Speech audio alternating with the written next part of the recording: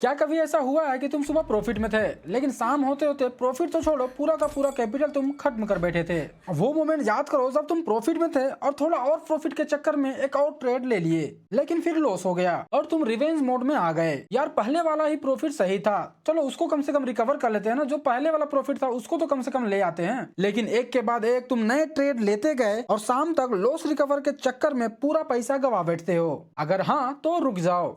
Maximum traders अपने bad strategy की वजह से नहीं बल्कि अपने बैड माइंडसेट की वजह से लॉस करते हैं। अगले कुछ मिनट में मैं तुम्हें ऐसे 4 साइकोलॉजिकल ट्रैप बताने वाला हूं जो साइलेंटली तुम्हारे ट्रेडिंग और कॉन्फिडेंस को खत्म कर रहे हैं। साथ ही सिंपल और स्टेप बाय स्टेप सॉल्यूशन भी दूंगा जो तुम कल से अप्लाई कर सकते हो। इस वीडियो में आज तुम अपने मेंटल मिस्टेक को आइडेंटिफाई करना सीखोगे। तुम सीखोगे कि मार्केट में पैसा लूज करने के पीछे कौन सी ऐसी साइकोलॉजिकल गलतियां हैं जिसे तुम सुधार सकते हो। फिर तुम एक ऐसा ट्रेडिंग रूल बनाना सीखोगे जो तुम्हारे साइकोलॉजी के अगेंस्ट नहीं बल्कि तुम्हारे साथ काम करेगा। और फिर लास्ट में मैं तुम्हें दूंगा एक ऐसा ट्रेडिंग जर्नल टेम्पलेट जो सिर्फ दिखने में ही अच्छा नहीं बल्कि तुम्हारा ट्रेडिंग परफॉर्मेंस को इम्प्रूव करेगा।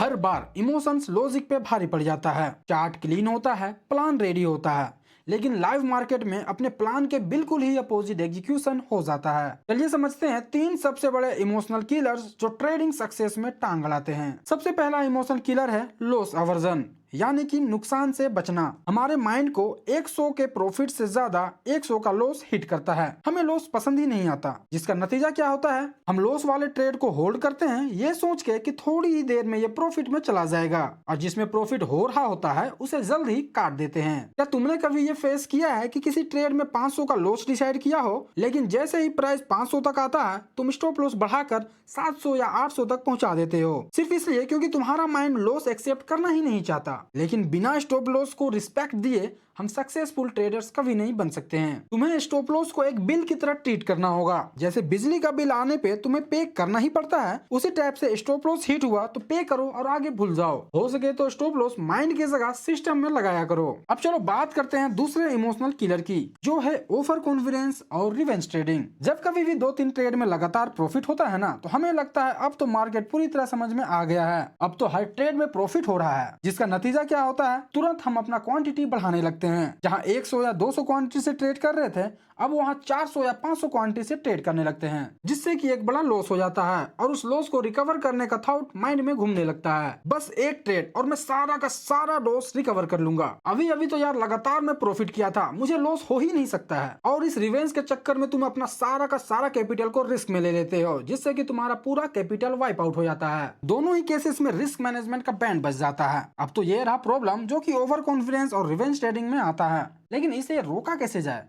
इसे रोकने का सिर्फ एक ही तरीका है, तुम्हें अपना खुद का नियम बनाना होगा, रूल बनाना होगा, जिसमें ये मेंशन करना होगा कि तुम कुछ भी हो जाए, मार्केट जैसा भी हो, एक्स अमाउंट से ज्यादा का रिस्क नहीं ले सकते। जो बहुत ही प्रो ट्रेडर है ना, वो सिर्फ 1 से 2% ही रिस्क लेते हैं अपने कैपिटल का। जैसे कि अगर उनके पास 1 लाख रुपया है ना, तो वो सिंगल ट्रेड में 1-2 हजार से ज्यादा का रिस्क नहीं लेंगे और 1-2 हजार के लॉस के हिसाब से वो अपना क्वांटिटी डिसाइड करते हैं। अगर 2000 से ज्यादा का लॉस हो रहा है तो अपना क्वांटिटी कम कर देते हैं। तुम अपना खुद का नियम लिखो, तुम्हें कितना लॉस करना चाहिए अपने कैपिटल के हिसाब से। देखो, रिवेंज ट्रेडिंग को रोकने का दूसरा तरीका है हर ट्रेड के बाद ब्रेक लेना। अगर प्रॉफिट हुआ है तो 10 से 15 मिनट का ब्रेक लो, और वहीं अगर लॉस हुआ है तो 30 से 60 मिनट का ब्रेक लो, और हो सके तो दिन भर के लिए ट्रेडिंग बंद कर दो, सिस्टम बंद कर दो, क्योंकि लॉस के बाद तुरंत ट्रेड करने से तुम ऑटोमेटिकली रिवेंज मोड में चले जाते हो। तीसरा इमोशनल किलर है confirmation bias and selective learning. इसको एक एग्जांपल से समझो। सपोज करते हैं तुम्हें एक ट्रेड लेना है, तुमने उस हिसाब से प्लान भी बनाया है कि तुम्हें कहाँ इंटर करना है, लेकिन तुम सिर्फ उसी चीज को देखते हो जो तुम्हारी सोच को सपोर्ट करता है। तुम वो चीज देखते ही नहीं जो तुम्हें ये बोले कि ट्रेड गलत हो सकता है।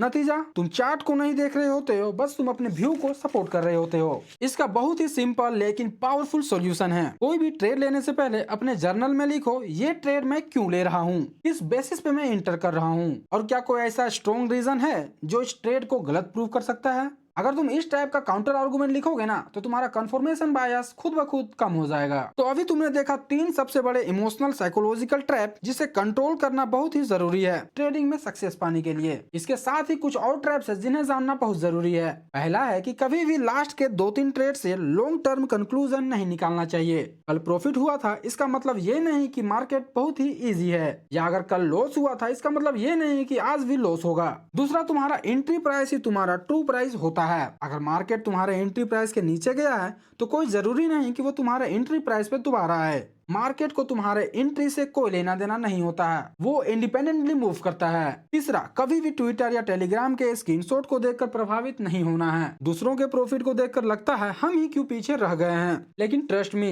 इस टाइप का थॉट तुम्हारा ट्रेडिंग करियर को खत्म कर सकता है। और चौथा है अपने ईगो को कंट्रोल करना। मैं कैसे गलत हो सकता हूँ भाई, ये मेरे वजूद के खिलाफ है। इस टाइप के ईगो को दूर रखो। चलो इसी के साथ कुछ मेंटल मॉडल्स बतलाने जा रहा हूँ जो तुम्हारे ट्रेडिंग को सुधारने में मदद करेगी। सक्सेसफुल ट्रेडर्स फ्यूचर्स को प्रिडिक्ट नहीं करते, वे अपने सिस्टम के साथ ही ट्रेड करते हैं, ना कि इमोशंस के साथ। वे हमेशा प्रोबेबिलिटी में सोचते हैं, कोई ट्रेड प्रॉफिट में जाएगा तो कोई लॉस में। अगर लॉस हुआ तो वो उसे अपने बिजनेस का एक कॉस्ट समझते हैं, एक इन्वेस्टमेंट समझते हैं। उनका प्रोसेस ही उनका पहला नियम होता है। वे अपने दोस्तों की टिप, कोई रैंडम न्यूज या अपने गट फीलिंग से ट्रेड नहीं करते। प्रोसेस का मतलब है clear entry rules, fix risk rules, entry criteria, exit criteria. तुम भी अपना खुद का नियम बना सकते हो अपने प्रेफरेंसेस के हिसाब से। प्रॉफिटेबल ट्रेडर्स कभी भी ये नहीं सोचते कि इस ट्रेड में मैं कितना कमा सकता हूँ, बल्कि वो ये सोचते हैं कि मैं इस ट्रेड में कितना लूज कर सकता हूँ और क्या मैं इस एक्स अमाउंट को लूज करने में कंफर्टेबल हूँ। प्रो ट्रेडर्स किसी भी ट्रेड को लेने से पहले ये 3 चीज को चेक करते हैं। क्या कोई सेटअप बन रहा है, मैं जो रिस्क ले रहा हूँ वो 1 या 2% से ज्यादा तो नहीं है,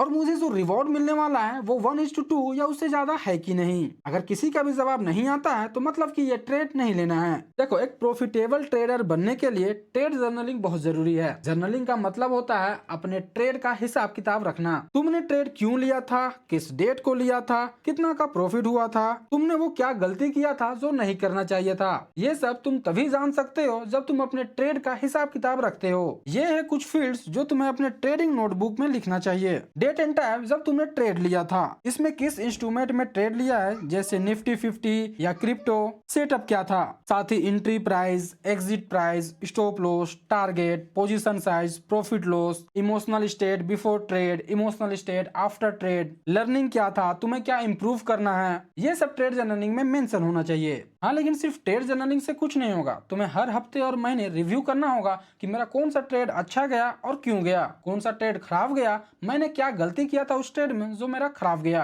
इस तरह से आपको हर हफ्ते और महीने रिव्यू करना होगा, तभी आप एक प्रॉफिटेबल ट्रेडर बन पाओगे। तो चलो इसी के साथ वीडियो को करते हैं एंड, मिलते हैं नेक्स्ट वीडियो में कुछ नए साइकोलॉजिकल लर्निंग के साथ।